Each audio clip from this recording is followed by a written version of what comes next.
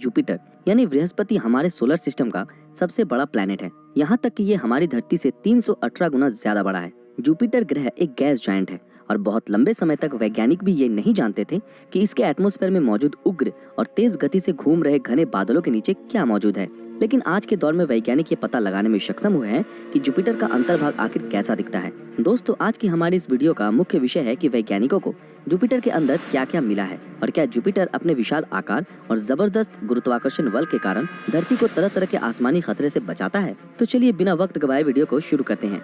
दोस्तों, हमारे ब्रह्मांड की शुरुआत धूल के कण और गैस के भिन्न भिन्न उपादानों से हुई थी आज से करीब 460 करोड़ साल पहले। और सबसे पहला प्लेनेट जिसकी उत्पत्ति हुई थी वो थे नेपच्यून, यूरेनस, सैटर्न और जुपिटर। जुपिटर की मजबूत ग्रेविटी की वजह से इसने ब्रह्मांड से धूल के कण और विशाल परिमाण गैस को खुद के अंदर खींचकर खुद को सटीक शेप और साइज में ढालने में सक्षम हुआ और सारे ग्रहों से सबसे पहला ग्रह और सबसे बड़ा ग्रह बनकर सामने आया।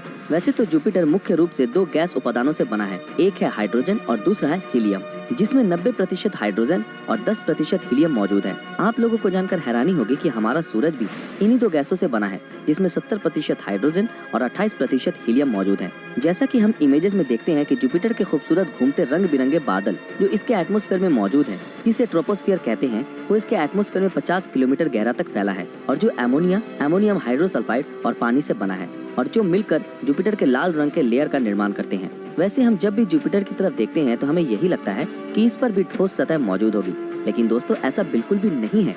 जुपिटर पर किसी भी तरह का ठोस सतह मौजूद ही नहीं है। इसमें सिर्फ और सिर्फ घने गैस के घूमते बादल और लिक्विड मौजूद है। अगर हम इस पे कोई स्पेसक्राफ्ट भेजते हैं तो उसे लैंड करने के लिए सतह ही नहीं मिलेगी। लेकिन ऐसा भी नहीं है कि इस गैस के गोले पे कोई स्पेसक्राफ्ट जाए और इसके एक छोर से होकर दूसरे छोर से बिना क्षतिग्रस्त हुए निकल जाए। ये कोई बच्चों का खेल नहीं। जुपिटर का एक्सेसिव दबाव इस स्पेसक्राफ्ट को कुचल देगा और अतिरिक्त तापमान के कारण ये पिघलकर भाप बनकर हवा में उड़ जाएगा। लेकिन हमने इसके ऑर्बिट में स्पेसक्राफ्ट को भेजा है जो इसके पल पल की खबर हम तक पहुंचाता रहता है। 5 अगस्त 2011 को $1 बिलियन की लागत से बना जूनो स्पेसक्राफ्ट को जुपिटर की ओर लॉन्च किया गया और जो इसके ऑर्बिट में पहुंचने में सक्षम हुआ 4 जुलाई 2016 को।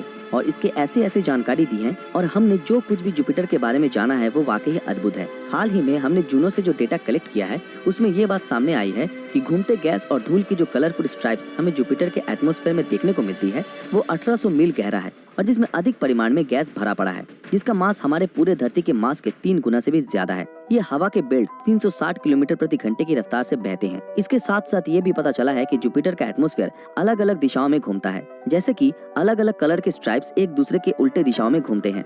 जो हल्के कलर के बैंड है वो जुपिटर के डायरेक्शन में ही तेज गति से घूमते हैं और जो डार्क कलर के बैंड है वो जुपिटर के उल्टे डायरेक्शन में धीमे गति से घूमते हैं। अब सवाल ये आता है कि ये गैस जायंट अपने अंदर इतने सारे गैस को इकट्ठा कर एक प्लेनेट का रूप लेकर कैसे ब्रह्मांड में घूमता है। तो फ्रेंड्स, इसका जवाब है इसका पावरफुल मैग्नेटिक फील्ड, जो कि जुपिटर के चारों ओर 600 मील तक फैला है। और जुपिटर का मैग्नेटोस्फीयर हमारे सोलर सिस्टम के सारे प्लेनेट के मैग्नेटोस्फीयर से सबसे ज्यादा पावरफुल है। अब बारी आती है द ग्रेट रेड स्पॉट की, जो कि जुपिटर की सबसे खास चीज है। ये एक विशालकाय तूफान है जिसका साइज हमारे अर्थ के बराबर है और इसे सबसे पहले सन 1831 में खोजा गया था और जो 2 स्ट्राइप्स के बीच में ही घूमता है और इसे एंटी साइक्लोन भी कहा जाता है, जो हाई एटमॉस्फेरिक प्रेशर में तेजी से घूम रहा है। वैसे ये तूफान धरती पे होने वाले तूफानों के उल्टे डायरेक्शन में घूमता है। ये हमारे सोलर सिस्टम का सबसे विशाल और घातक तूफान है, जिसकी स्पीड 643 किलोमीटर प्रति घंटा की है। और हम अगर इसकी तुलना हमारे धरती पे अब तक के सबसे तेज तूफान से करें, जिसकी स्पीड थी 370 किलोमीटर प्रति घंटा, जो कि इसके सामने कुछ भी नहीं है। ऐसा माना जाता है कि ये तूफान धीरे धीरे